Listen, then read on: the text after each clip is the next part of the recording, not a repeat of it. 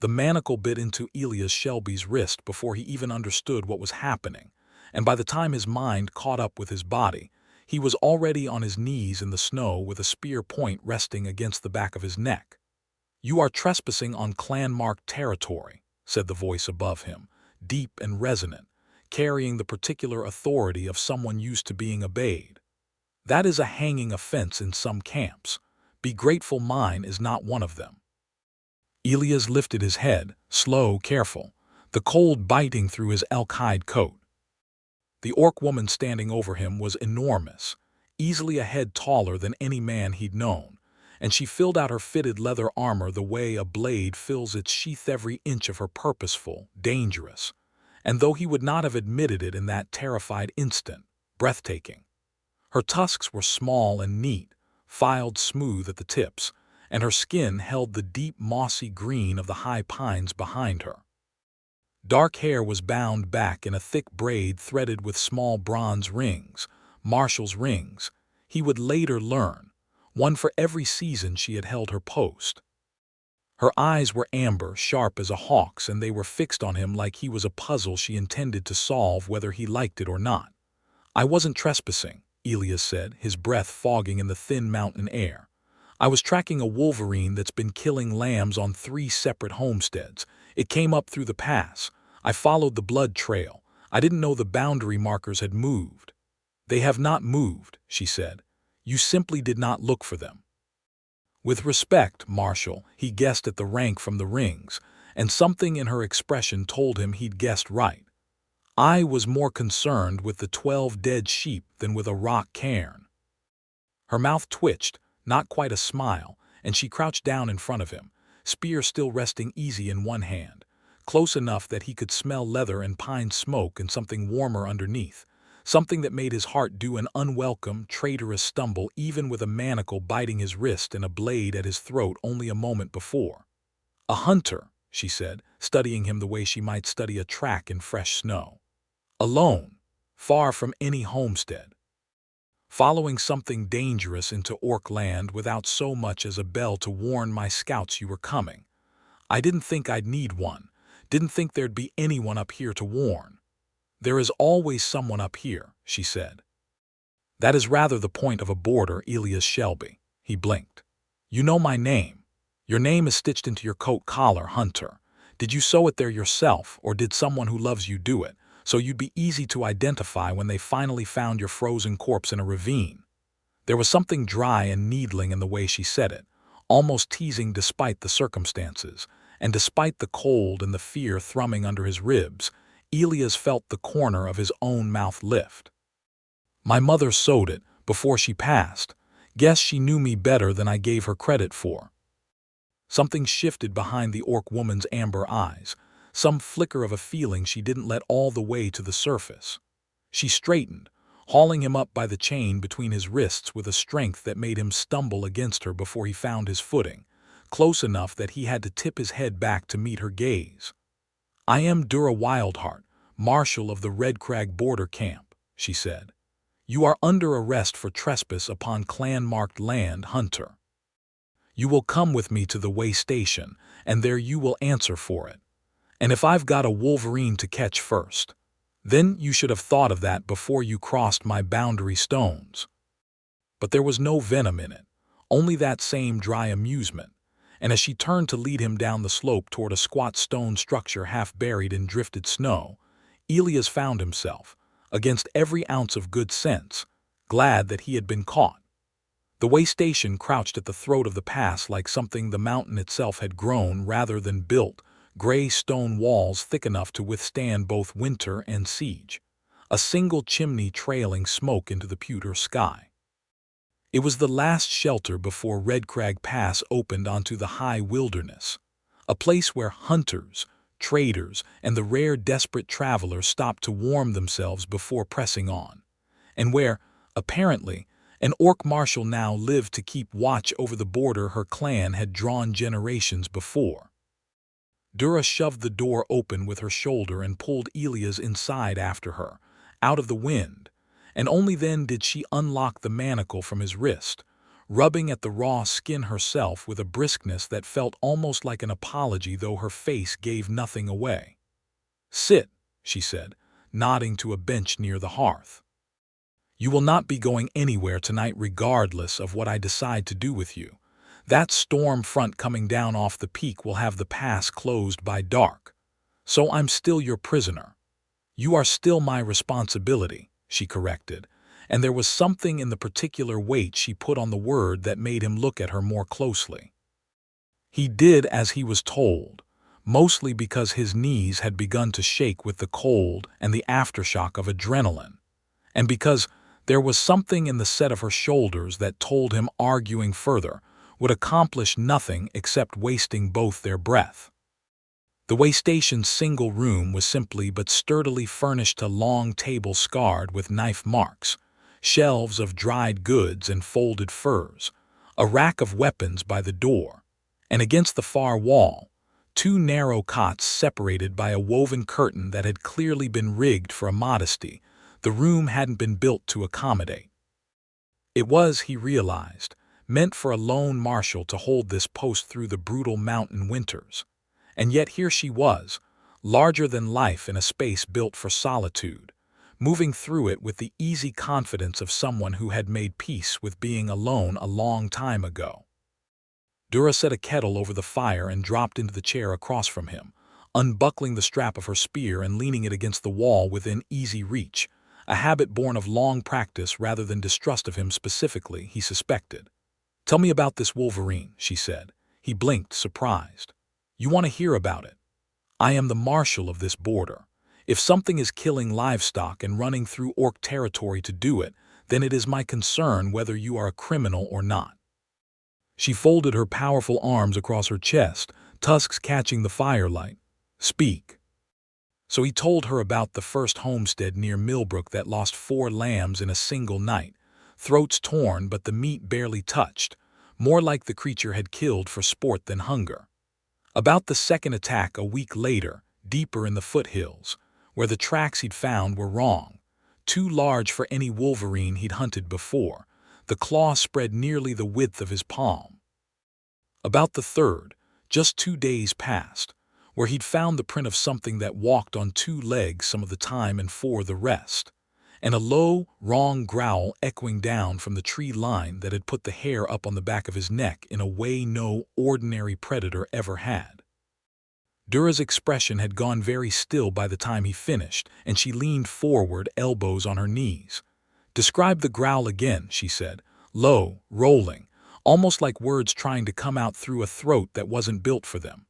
"A yaghal," she said, half to herself, and the word settled over the room like a stone dropped into still water. "What's a yaghal?" "A mountain devil.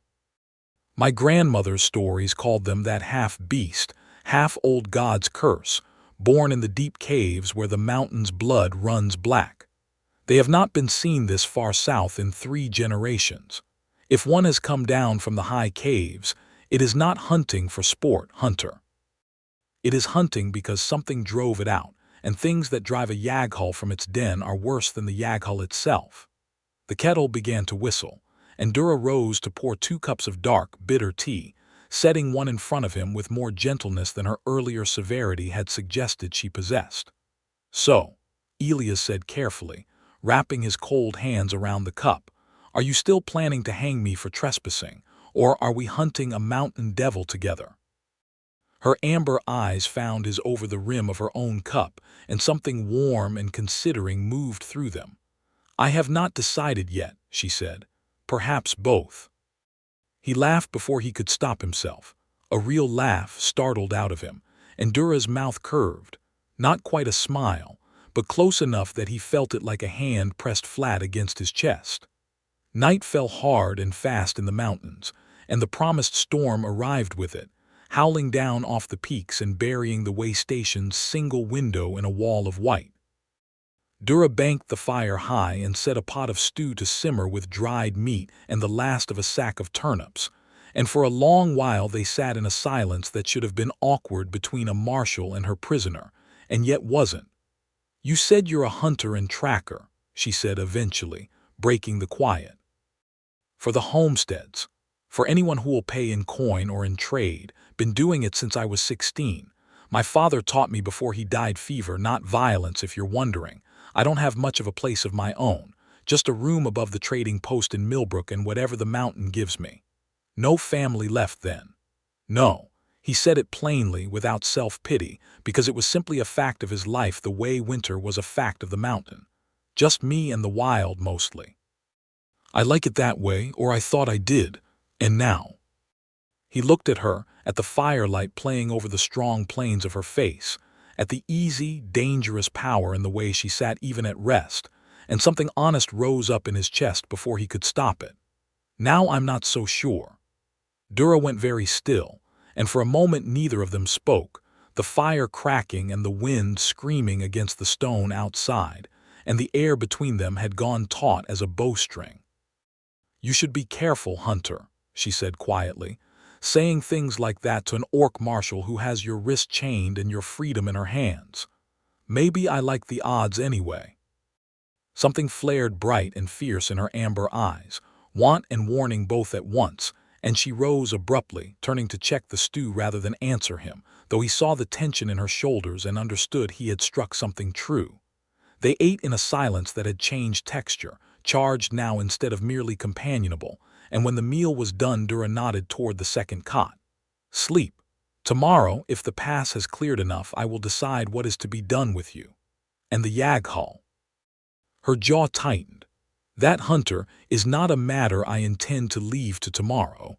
That is a matter I intend to hunt myself, with or without a trespasser's help." "Then you'll have my help," he said simply, "whether I'm free or not." She studied him for a long moment, some internal debate playing out behind those sharp eyes, and then without a word she reached over and unlatched the manacle still looped loosely around his wrist, the one she had not bothered to fully remove. "There," she said, "now you are not my prisoner. You are simply a fool who has chosen to stay in a haunted mountain pass of his own free will. I've been called worse. I do not doubt it." But she was almost smiling now. And when she settled onto her own cot across the narrow room, pulling a heavy fur over herself, Elias lay awake a long while listening to the storm and thinking that he had never in his life felt less like a man under arrest, and never in his life felt so thoroughly, dangerously caught.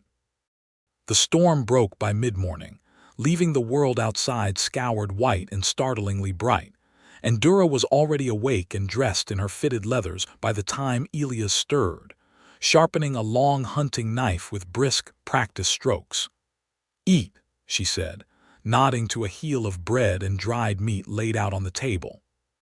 "We have ground to cover before dark, and a mountain devil does not wait politely for us to break our fast. So we are hunting it, together. I told you I would decide," she said, "and I have decided. You know its trail better than any of my scouts, and I would rather have you where I can see you than wandering my territory unsupervised chasing it on your own, getting yourself killed and leaving me to explain your frozen body to whatever homestead sent you." She paused, something flickering across her face. "That is the only reason." "Of course," Elias said, hiding his smile behind a bite of bread. "The only reason." They set out an hour later, following the blood-marked trail he'd tracked 2 days before, now half buried under fresh snow, but not so buried that his trained eye couldn't pick out the broken branches, the scuffed drag marks, the places where something heavy and low had pushed through brush too thick for an ordinary wolf or bear. Dura moved beside him with a hunter's silence of her own, spear in hand, her breath coming in even white clouds, and more than once he caught her watching him work the trail with something like genuine respect in her expression, rather than the wary tolerance he might have expected from a marshal escorting a trespasser. "You read sign well," she said when he crouched to examine a print half filled with new snow. "Better than most trackers I have known, human or orc. High praise from a woman who arrested me yesterday. I arrest many people. I compliment very few." She crouched beside him, close enough that her shoulder brushed his and pointed to the print. "This is wrong. Look at the 3rd digit." He looked. The print showed 5 toes where a wolverine would have 4, and the claw marks gouged deep enough to have torn through frozen ground rather than merely scraped it. "That's not natural," he murmured. "No," Dura agreed. "It is not. We are close. Stay behind me from here."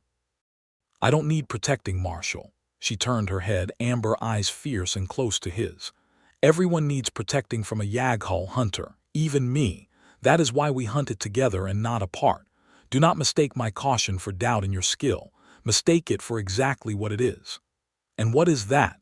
Something softened at the edges of her sharp expression, just for a moment, before she rose and moved on ahead of him up the trail. "I am not yet ready to explain that to you," she said over her shoulder, "so do not ask again until I am." They tracked the creature for hours, the trail growing fresher, the snow increasingly disturbed by something dragging its bulk through drifts that would have exhausted an ordinary predator.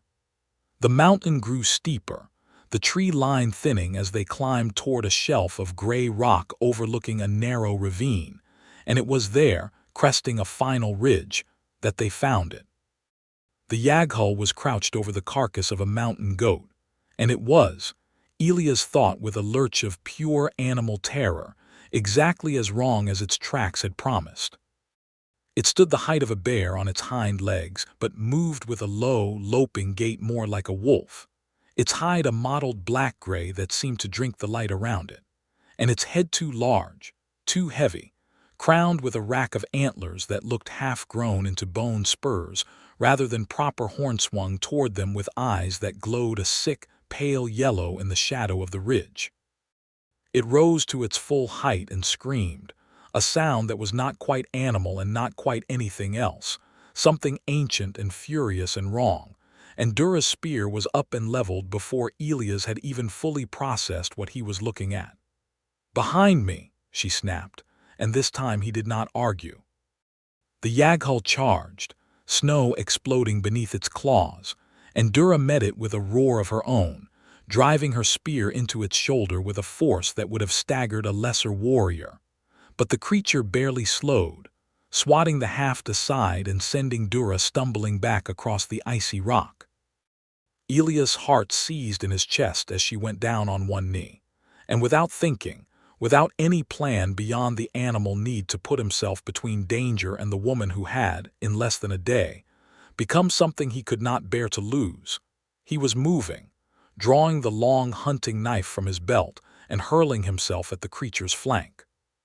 He drove the blade in behind its ribs, twisting hard the way his father had taught him for bringing down a wounded boar, and the Yaghal screamed again, this time in pain, whirling on him with a speed that should have been impossible for something so large.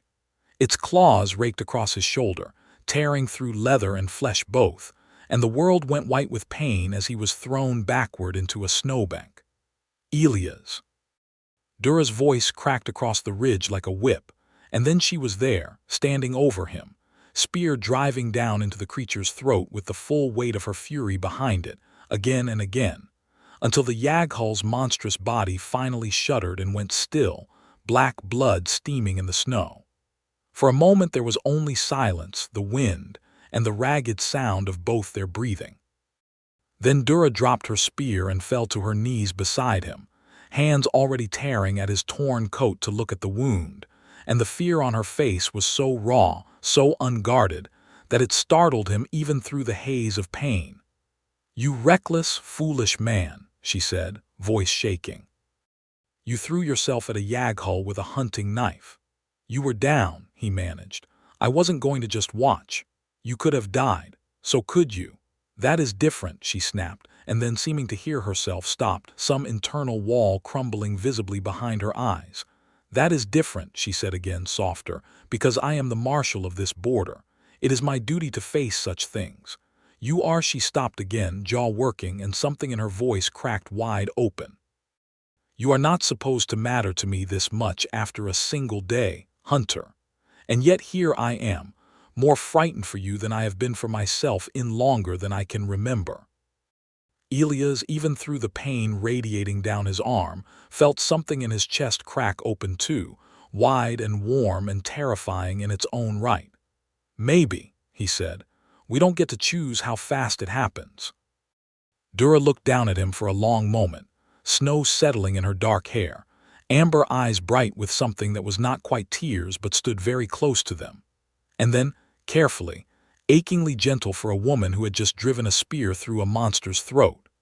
She gathered him up against her and half carried him back down the mountain toward the way station, murmuring low words in the old orcish tongue that he didn't understand but that felt somehow exactly like being held. The wound on his shoulder was deep but clean, and Dura tended it herself in the fire-lit warmth of the way station, with a competence that told him this was not the first injury she'd stitched closed in her years on the border. She worked in silence, her large hands surprisingly gentle as she cleaned the gashes and bound them with strips of boiled linen, and Elias watched her face in the firelight, the fierce concentration of her brow, the small furrow between her eyes, and thought that he had never in his life felt so entirely, thoroughly cared for. "You'll have a scar," she said finally, tying off the last binding. 3 lines like claw marks. Fitting, I suppose, for a man who fights mountain devils with a hunting knife. Could be worse, could have lost the arm. Do not joke about it. Her voice was sharp again, though the sharpness was thinner now, worn through by the fear she'd shown on the ridge. I have buried scouts who lost far less than an arm to far smaller creatures than that. You are lucky. You are also an idiot. You keep saying that like it's an insult. It is an insult. Doesn't sound like one. Sounds like you're worried.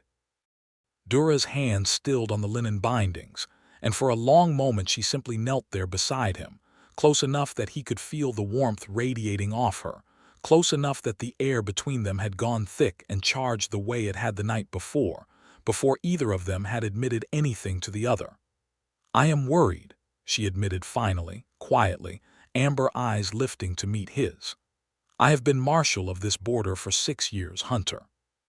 I have faced raiders and beasts and traitors within my own clan, and I have never once let fear for another person cloud my judgment on the field. And yet today, watching that creature's claws find you, I forgot everything I know. I forgot my training. I forgot the mission. I thought only of you." "Dura, let me finish," she said, and there was something almost desperate in the way she said it, a woman unused to letting words come loose so freely, determined to say them now that she had started. "I do not know what this is, this thing that has grown between us in less than 2 days. I have never felt it before, not for any orc, not for any human, not for anyone. But I know that, when I saw you go down under that creature's claws, something in me broke that I did not know could break. And I do not want to spend whatever time we have pretending that I do not feel it." The firelight caught the fierce, open vulnerability on her face, and Elias, wounded shoulder and all, reached up with his good arm and drew her down toward him.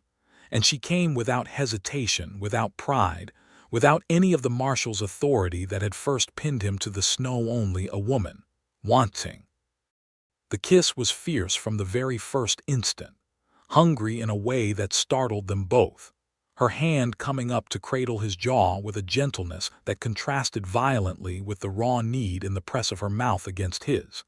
And he answered it with everything he had, every bit of longing that had been building since the moment she'd first crouched over him in the snow and studied him like he was something worth understanding. When they finally broke apart, both breathing hard, Dura pressed her forehead to his, tusks brushing gently against his cheek, and laughed, a real laugh, low and warm and disbelieving. "I arrested you for trespassing," she murmured. "And now I cannot imagine releasing you at all." "Then don't," Elias said. "Keep me." Something fierce and possessive moved through her amber eyes at that, and she kissed him again, slower this time, deeper, a promise rather than a question, and outside the wind howled against the stone walls of the way station, as if the whole mountain were bearing witness to something it had never seen before and would not soon forget. They stayed at the way station 3 more days while his shoulder healed enough to travel, and in that time something settled between them that felt less like the beginning of a courtship and more like the discovery of a truth that had always been waiting to be found. Dura taught him orcish words for things the human tongue had no proper name for, the particular blue of ice at dawn, the feeling of trust placed carefully in another's hands, the low growl in her people's chest that meant something closer to mine than any human word could capture. He taught her, in turn, the calls of the birds that wintered in the high passes, the trick of reading weather in the shape of clouds over the peaks, the particular silence that meant a man was content rather than merely quiet. On the second night, as they lay tangled together on the narrow cot that had somehow become theirs rather than his or hers, Dura traced the fresh scar on his shoulder with careful fingers and asked quietly, "Will you stay when the pass clears? Truly stay, not simply visit as a hunter passing through my territory for trade." "I don't have much to offer a marshal," he said honestly. "No land, no clan name, no coin beyond what my traps bring in." "I did not ask what you could offer," Dura said, propping herself up on one elbow to look down at him, dark hair loose and spilling over one bare shoulder in the firelight, more beautiful to him in that unguarded moment than any warrior queen from the old stories he'd grown up hearing. "I asked if you would stay. I do not need coin, Elias Shelby. I have a border to guard and a bed too large for one, and I find, rather to my own surprise, that I do not wish to guard it or sleep in it alone any longer." "Then I'll stay," he said, reaching up to tuck a strand of dark hair behind the curve of her ear, tusk warm against his palm. "For as long as you'll have me." "That may be a very long time," she warned. "Orcs do not choose lightly, hunter, and once chosen, we do not choose again. If I claim you, it is not for a season. It is for the whole of my life." "Good," he said, "because I don't intend to give you any reason to want otherwise." She kissed him then, slow and thorough, and for a long while neither of them spoke at all, the fire burning low and warm against the mountain cold, two people who had found in each other something neither had known they were missing. But the mountain was not finished with them yet, and trouble, when it came from a direction neither of them had thought to guard against. Word of the Yaghul's death traveled fast down the pass, carried by traders who'd found the creature's carcass and the blood-marked snow around it. And within a week, the story had grown as such stories do into something larger and stranger than the truth.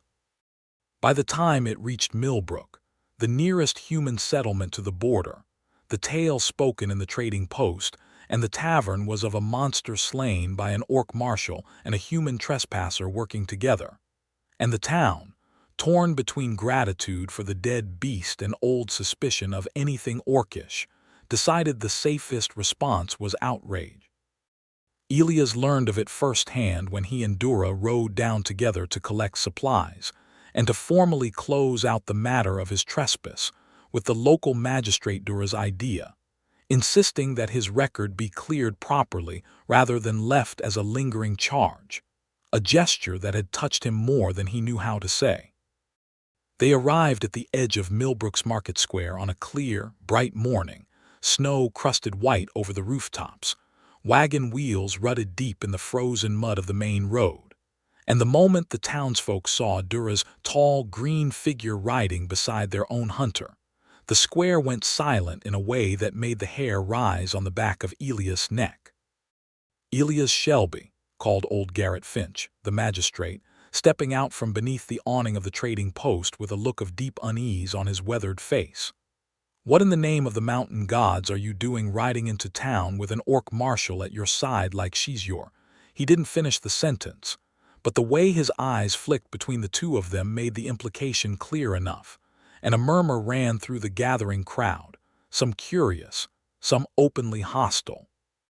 A woman near the well clutched her basket tighter and pulled her children back a step. A group of men by the tavern door exchanged looks that Elias recognized from a lifetime of small border towns, the particular, ugly calculation of men deciding whether a threat was worth the trouble of confronting. "She's the marshal who killed the Yaghul that's been slaughtering your lambs," Elias said evenly, dismounting and standing beside Dura's horse, close enough that his shoulder brushed her leg, a deliberate, visible claim of his own. "The same beast that's cost 3 homesteads their livestock this past month. I think that's worth a word of thanks rather than suspicion." "Thanks to an orc," spat one of the men by the tavern, stepping forward with the loose, dangerous swagger of someone who'd had too much drink too early in the day. Orcs burned my father's farm during the border wars, boy. Don't matter what favor she's done us. Her kind and our kind don't mix, and everybody with sense knows it. That war ended before I was born, Elias said, keeping his voice steady though his heart had begun to pound. You want to keep fighting it forever, that's your business. But you'll not do it by threatening the woman who just saved this town's livestock, and likely its children too, if that creature had come down out of the mountains hungry enough. Watch your tongue, the man snarled and took another step forward, and behind him 2 others peeled away from the tavern wall to flank him, and Elias felt the crowd's mood tip fully into something ugly and dangerous, the kind of moment that in border towns had within his own lifetime ended in blood. Dura swung down from her horse in one smooth motion, and the crowd's murmur died entirely at the sight of her standing to her full height, spear in hand, amber eyes hard as flint. I did not come to your town to fight, she said, voice carrying clear and unshaken across the square. I came to see justice done for the man beside me, whose only crime was tracking a beast that would have devoured half your herds by spring. If you wish to repay that service with threats, you may direct them at me, and I promise you, I have faced far worse than drunk men outside a tavern. The drunk man hesitated, some flicker of caution finally breaking through his bravado at the sight of her, but one of his companions, younger and angrier, snatched up a length of firewood from a stack outside the trading post and hurled it, not at Dura but at Elias, catching him across the temple hard enough to split skin and send him staggering. The square erupted. Someone screamed. Dura's roar of fury was immediate and terrible, and she was across the space between them before Elias had even fully registered the pain, her spear haft sweeping the wood thrower's legs out from under him and pinning him to the frozen mud, with the flat of the blade laid warning close against his throat. Not deep enough to kill, but close enough to make her point with absolute clarity. He is under my protection, Dura said, and her voice had dropped to something low and dangerous that carried further than any shout could have, silencing the entire square. Any of you who raises a hand against Elias Shelby raises it against the Marshal of Red Crag Border, and I promise you, on my clan's name, I will answer that in kind. He killed the beast that threatened your homes. He bled for your children's safety. And this, she gestured with her free hand toward the blood now trickling down Elias' temple, this is how you repay him. The square had gone utterly still, dozens of faces frozen between fear and shame, and Elias, pressing a hand to his bleeding temple, stepped forward and laid a hand on Dura's arm. Let him up, he said quietly. He's a fool, not a murderer. Let this be a lesson instead of a grave. Dura's amber eyes searched his face for a long moment, fury still burning bright, before she withdrew her spear and stepped back, allowing the man to scramble up and flee into the crowd, which parted for him in a silence heavy with something that had shifted, subtly but unmistakably, in the square. Old Garrett Finch cleared his throat into the quiet, looking between the 2 of them with an expression that had gone from wariness to something more thoughtful. Marshal Wildheart, he said slowly, on behalf of Millbrook, I apologize for the conduct of some of our people. You are owed better than a beating for the man who fought at your side, and better than suspicion for the beast you slew for our sake. The town's gratitude stands, whatever fools might shout otherwise. Dura inclined her head, the barest degree of respect.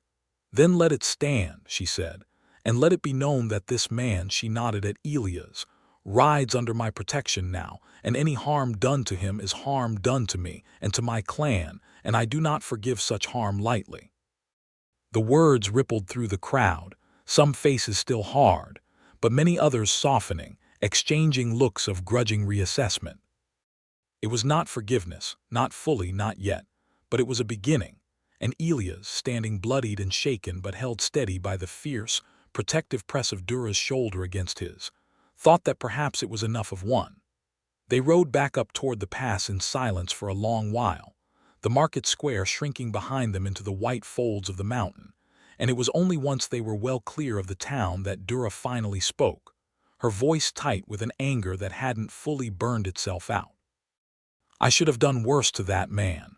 "You did exactly right," Elias said. "You made your point without spilling blood in the middle of a market square. That took more restraint than most men I know would have managed. You are bleeding because of me. I'm bleeding because a drunk fool threw a piece of firewood. That's got nothing to do with you." He reached over and caught her hand where it gripped the reins, tugging until she looked at him. "Dura, listen to me. I knew, riding into that town beside you, that some of them wouldn't like it. I knew it before I ever met you, honestly known it my whole life growing up on this border.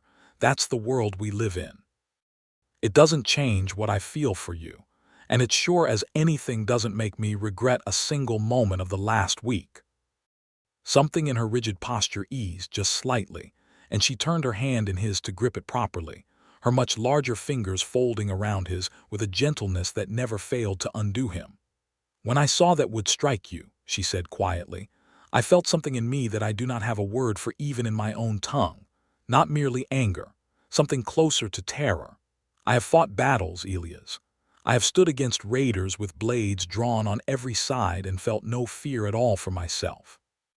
But the thought of losing you to something as small and stupid as a drunk man's temper, that terrifies me more than any Yaghull ever could."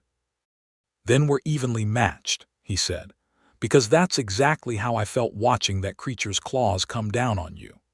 They held each other's gaze for a long moment on the empty mountain road, the wind cold and clean around them, and something passed between them that was steadier and deeper than the fierce heat of their first days together, something that felt, unmistakably, like the foundation of a life neither of them had expected to find, and both of them now refused to imagine living without. Spring came slow to the high pass, the way it always did, snow retreating in grudging inches from the black rock and the first green shoots pushing up through half-frozen ground. And in that season of thaw, life at the Red Crag way station settled into something that felt, for the first time in Elias' memory, like a true home rather than merely a shelter between hunts. He did not abandon his work entirely. There were still traps to run, still homesteads that called on his skill when trouble came prowling down from the peaks, but more and more of his days were spent within sight of the way station's gray walls, and more of his nights were spent within them, beside Dura, learning the particular rhythms of a life built around a border rather than around a single trade. He learned the names of the other scouts who reported to her, learned the old songs her people sang to mark the changing seasons, learned to read the specific worry in her brow when raiders were rumored moving along the eastern ridges, worry she no longer bothered hiding from him the way she might once have hidden it from anyone else. And Dura, in turn, learned him just as thoroughly, learned that he hummed old hunting songs under his breath while mending gear, learned that he flinched, just slightly, at loud noises after dark, a legacy of a night years past when raiders had struck his childhood home and taken his father from him before the fever ever got its own chance, a story he told her one evening by the fire in halting pieces, and which she received not with pity but with a fierce, silent understanding that told him more clearly than words that she, too, knew what it was to carry old grief quietly. "You never told me that your father died in a raid," she said softly when he'd finished. "Only that he died of fever." "He did die of fever, eventually. The wound from the raid never healed clean. Took him the better part of a year to finally go." Elias stared into the fire, old pain still sharp at the edges even after all this time. "I used to hate orcs for it when I was young. Hated the whole idea of your people long before I ever met one properly. And now." He turned to look at her, firelight catching gold in her amber eyes, and felt the old hatred, whatever remained of it, dissolve entirely beneath the simple, overwhelming fact of loving her. "Now, I think hatred like that only survives in people who have never had the chance to really look at what they're hating," he said. "I looked at you, Dura. From the very first moment, chained wrist and spear at my throat and all, and there was never any room left in me for hating what I saw." She reached for him then, and he went to her willingly, and the fire burned low and warm around them while outside the mountain settled deeper into spring, patient and ancient and utterly indifferent to the small, enormous miracle occurring within its stone walls. It was in early summer, with the pass finally clear and green, and the trading routes busy again with wagons and travelers, that the second great trouble found them. Not a monster this time, but something more dangerous still. A raiding band of renegade orcs from beyond the northern clans, exiled outcasts who answered no marshal's authority and respected no board or stone, sweeping down through the high passes to plunder trade caravans before vanishing back into the wild lands they called their own. Word reached the way station on a hot, bright afternoon, carried by a lathered scout on a half-foundered horsa caravan bound for Millbrook had been struck not 3 miles up the eastern trail, wagons burning, guards down, and the raiders were pressing on toward the town itself with the caravan's stolen goods, and worse, several captives dragged along in chains. Dura was already buckling on her armor before the scout had finished speaking, her face set in the hard, focused lines of a marshal called to her true purpose, and Elias was reaching for his own gear without needing to be asked. "You are not trained for a raiding party, Elias," she said, though there was no real force behind the objection, more habit than conviction. "I've fought off raiders before, and I know that trail better than anyone in the station." He checked the edge of his hunting knife, the same one that had gone into the Yaghul's ribs months before, and met her eyes steadily. "You're not leaving me behind for this, Dura. Not when it's Millbrook on the line, and not when it's you riding into a raiding band's path." Something fierce and grateful moved across her face, and she nodded once, sharp and final. "Then ride at my flank and do exactly as I say when the fighting starts. I did not survive 6 years on this border to bury you now." They rode hard, gathering 2 of Dura's border scouts along the way, and reached the outskirts of Millbrook just as the raiding party, a dozen strong, mounted and armed with crude spears and stolen swords, came thundering down the main trail toward the town's undefended market square, where a crowd of townsfolk had gathered in terrified confusion, unable to flee in time, wagons and livestock creating a chaotic tangle that blocked the narrow streets on every side. The scene that met them as they crested the final ridge above the town was straight from a nightmare smoke, already rising from a burning grain store at the square's edge, where a stray torch had caught the thatch, panicked horses stampeding through the crowd, women dragging children toward the questionable shelter of stone buildings, and the raiding band bearing down on all of it with the terrible momentum of men who had done this before, and knew exactly how much fear a burning building and a stampeding herd could sow. "Gods," Elias breathed, "they'll trample half the square before the raiders even reach it." "Then we do not let them reach it," Dura said, and spurred her horse down the slope at a full gallop, spear already leveled, her scouts fanning out to either side, and Elias, heart hammering, rode straight down into the chaos beside her. The next several minutes passed in a blur of noise and heat and desperate motion. Dura crashed into the raiding band's flank like a force of nature, her spear finding one rider and then another with brutal, economical precision, her voice roaring commands to her scouts even as she fought. And Elias, rather than engaging the armed raiders directly, wheeled his horse toward the stampeding livestock that threatened to crush the fleeing townsfolk, shouting and driving his mount in wide, herding arcs to turn the panicked animals away from the crowd and down a side alley instead. Exactly the way he'd learned to work spooked herds on homestead jobs a dozen times before. A woman stumbled in the chaos, her child clutched to her chest, directly in the path of a maddened ox dragging a burning cart behind it, and Elias didn't think, he simply acted, throwing himself from his horse and hauling both mother and child bodily out of the ox's path a heartbeat before it thundered past, the wheel of the burning cart missing them by less than a foot, heat searing across his back, as he rolled them both clear into the shelter of a stone doorway. Across the square, Dura had driven the last of the mounted raiders back from the crowd, but 3 of them, seeing their charge broken, wheeled instead toward the burning grain store and toward Elias, still crouched in the doorway shielding the woman and her child, an easy target with his back to them and his knife still sheathed. Elias. Dura's scream tore across the square, raw with a terror that carried over even the roar of the fire and the panic of the crowd, and she was already moving, abandoning the raider she'd nearly finished off to close the distance. But the gap was too wide, the raider's spears already lowering toward his exposed back. He turned just in time to see them coming, no time to draw his blade, no time to run with the woman and child still needing his shelter. And in that single frozen heartbeat, he understood with total clarity that he was about to die protecting two strangers in a burning market square.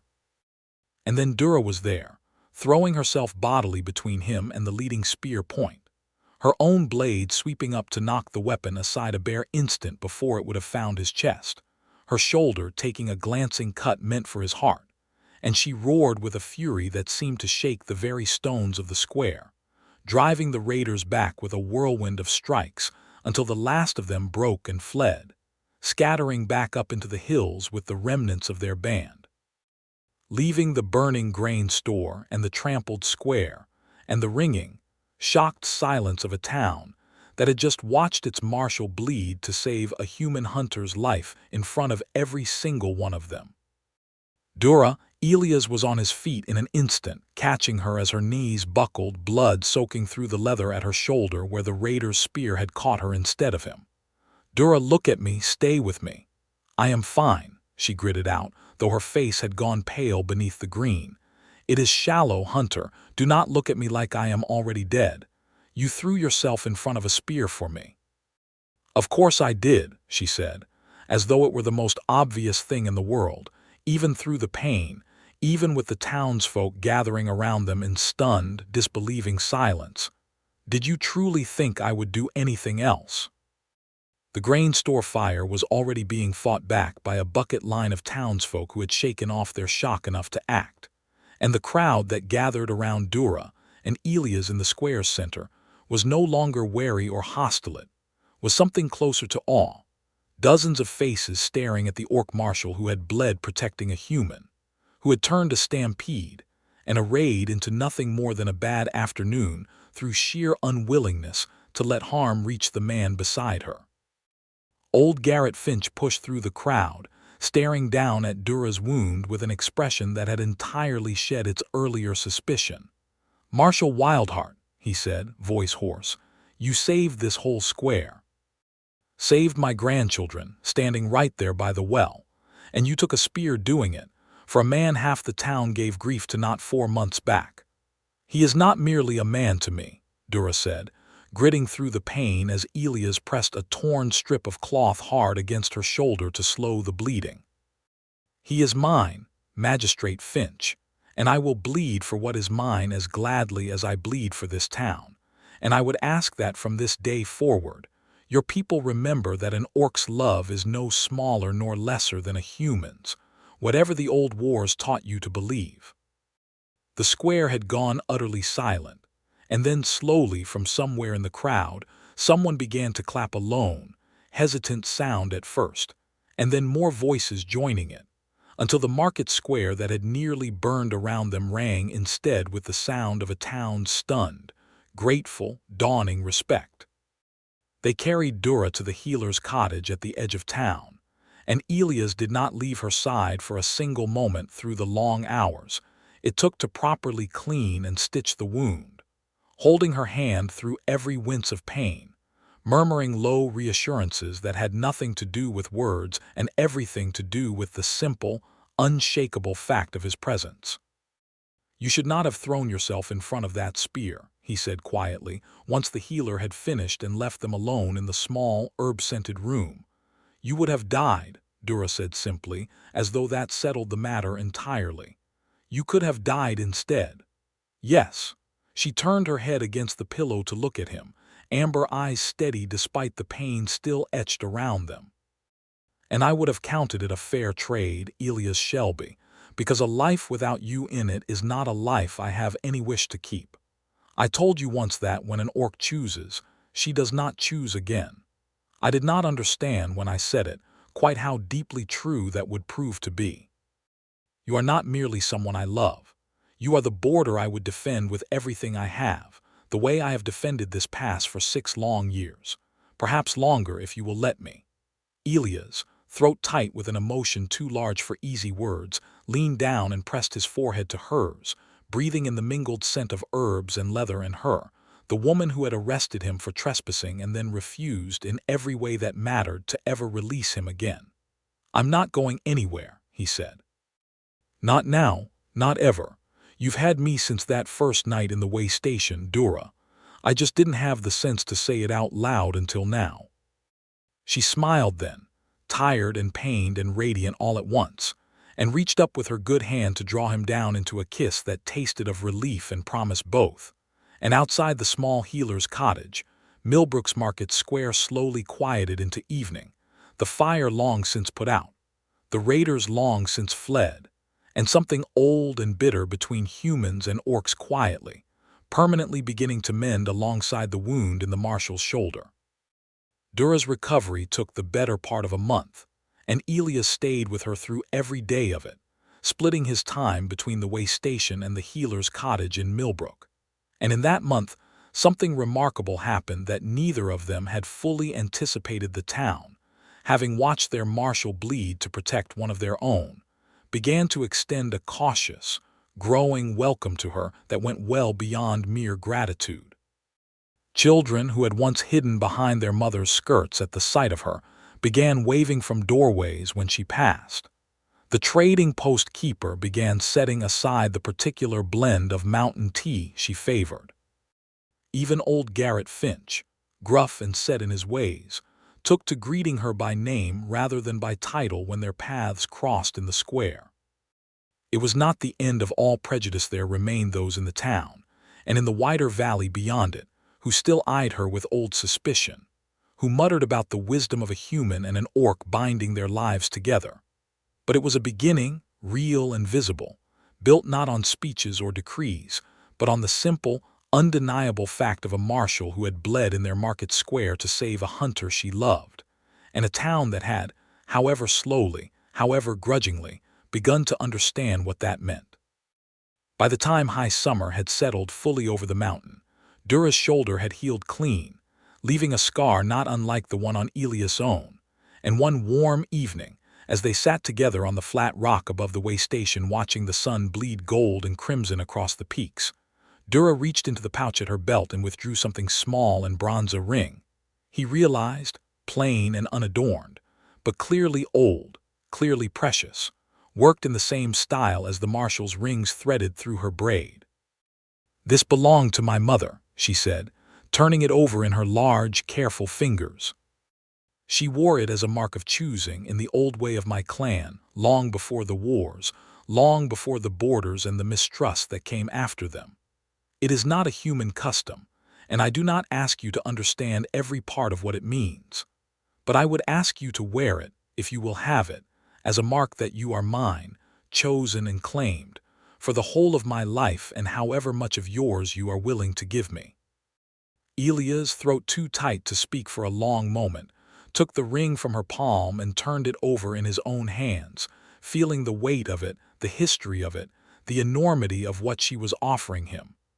"I'm just a hunter, Dura," he said finally, quietly. "A tracker with a room above a trading post and calluses on every finger. You're a marshal, a warrior.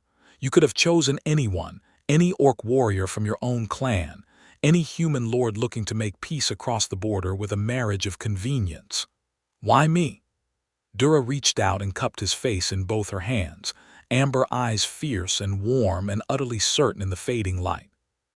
"Because you knelt in the snow with a spear at your throat and thought first of a wolverine killing lambs on homesteads that were not even yours to protect," she said.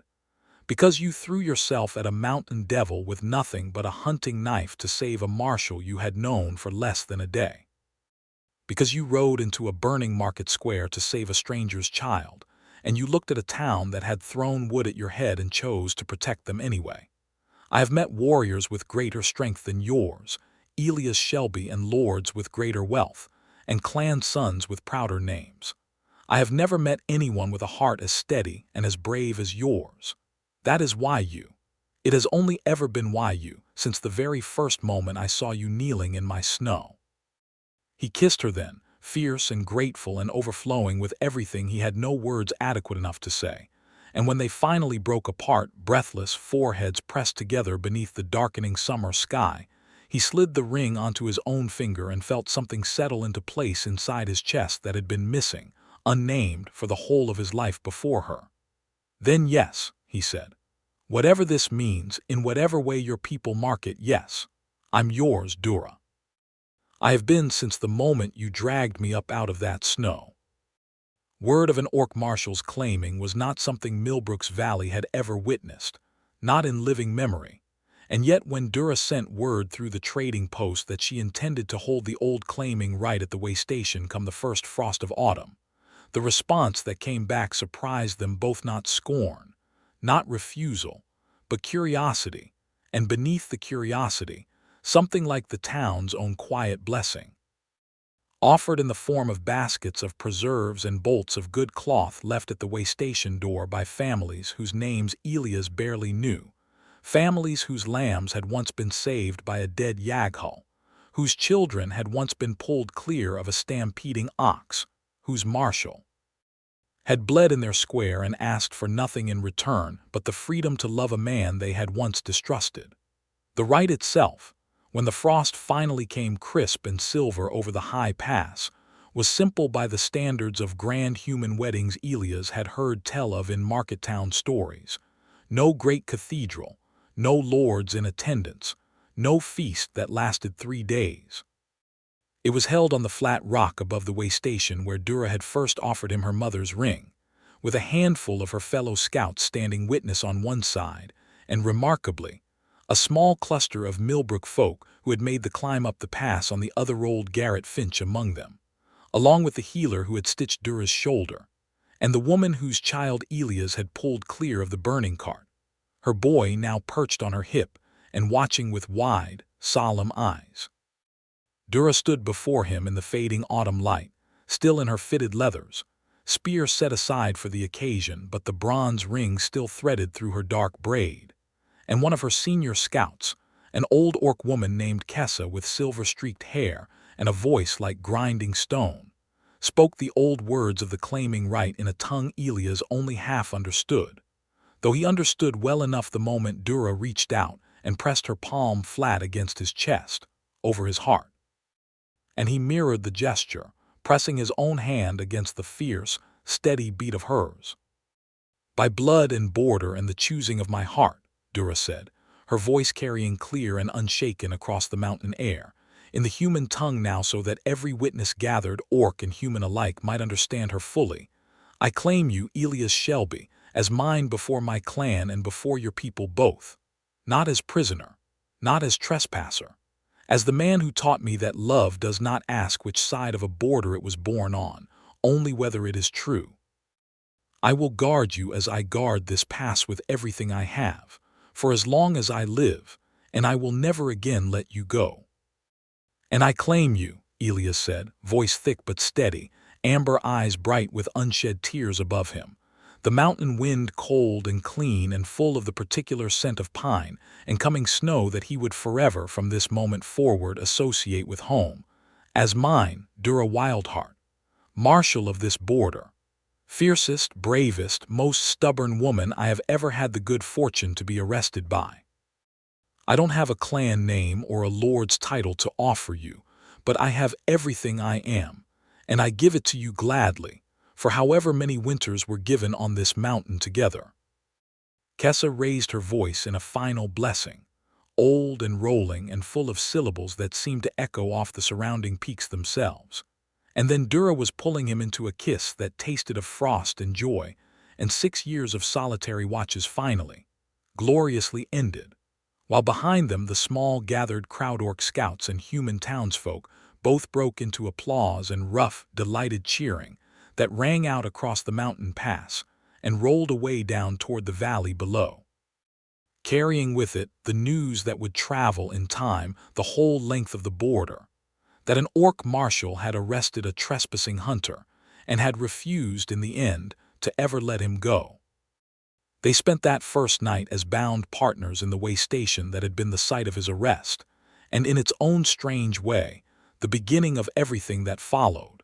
The fire banked warm against the autumn chill, the curtain that had once divided two narrow cots taken down and packed away for good, and in the golden hush of firelight, Dura traced the claiming ring on his hand with reverent fingers and murmured, low and warm against his ear, that she had never in 6 long years of solitary duty imagined that guarding this border would lead her to guarding, instead, the whole of her own heart, safe now in the keeping of a hunter she had once dragged up out of the snow in chains.